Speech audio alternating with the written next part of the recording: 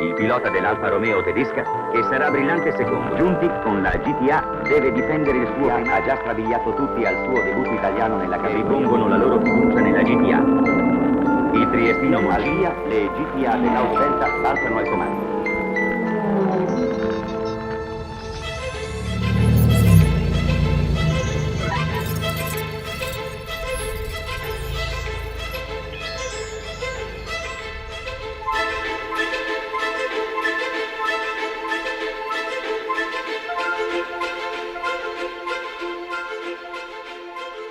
So we often get asked at what point we started designing the GTA. Truth is, we immediately after the Quadrifoglio launch in 2016 continued to play with ideas of where else to take this amazing car. So it was actually over the course of many, many years that we started sketching on a more extreme version of the Giulia. And for the 110th anniversary, it seemed to be the right time to actually show this creation.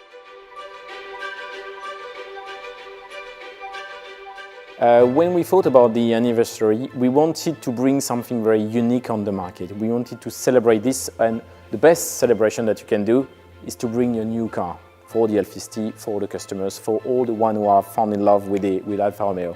So we tried to create a link between the current range that we have with the Giulia and the Stelvio and the history that we had. So really this car, more than a celebration of the anniversary, is a gift. It's a gift for 500 customers, is a gift for 500 people who love Alfa Romeo.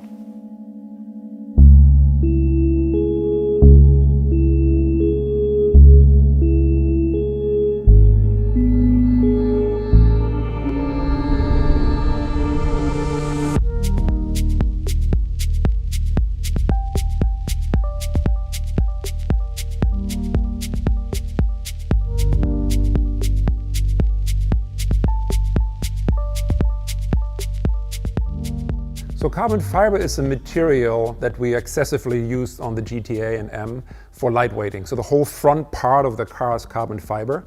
A lot of the carbon fiber you don't even see. The hood, for example, is carbon fiber. The fender are carbon fiber. The whole front fascia is carbon fiber, but it's painted, so it's not really visible. But then there's a lot of exposed parts of carbon fiber, the aero pieces. We also have the wheel arch extension in the back, the rear wing. Those are exposed carbon fiber pieces. We actually like very much working with carbon fiber. It's a material that can almost do anything. But the two differences you need to understand when working with carbon fiber, and you really have to pay attention to in the design phases, what will become aesthetic and therefore will be shown, and what is non-aesthetic. And you can see when you look at a real performance car, even all the way up to Alfa Romeo racing a Formula One car, a group that we worked hand in hand with and helped us tremendously with the development of these parts, we discovered very much the impact, the aesthetic impact, and the difference between aesthetic carbon fiber and non-aesthetic carbon fiber. So we had to make deliberate choices and made sure that the parts that were exposed really were aesthetic. And what that means is basically you really have to pay attention to the orientation of the carbon fiber weave, for example, whereas when you paint it later, you can't just do it any way you want. So there's really differences in how you have to approach it, but carbon fiber is a wonderful material to work with. So when we designed the Giulia GTA, when we had it in the studio, you can imagine that our walls were filled with reference images of the original GTA. And one thing you can't escape looking at these images were some of these iconic liveries. And what I really liked about them is they had a completely different solution than you saw on maybe other brands at that time, with this kind of dipped nose. And the dipped nose basically was done back in the day to identify the driver. So the car either had a complete nose in white or in light blue or in ochre and this kind of burnt yellow. And that's something we thought was really, really cool. So when the car was done, when the GTA was done, we thought this would be a nice opportunity for our customers, if they so wish, to also apply this kind of historic livery. So while the car in itself is not referring to the GTA with retro design or anything, but just the nameplate, we thought with the liveries, we allow our customers to actually create this nod to history, to actually make that connection to the original GTA and apply some of these really, truly iconic liveries.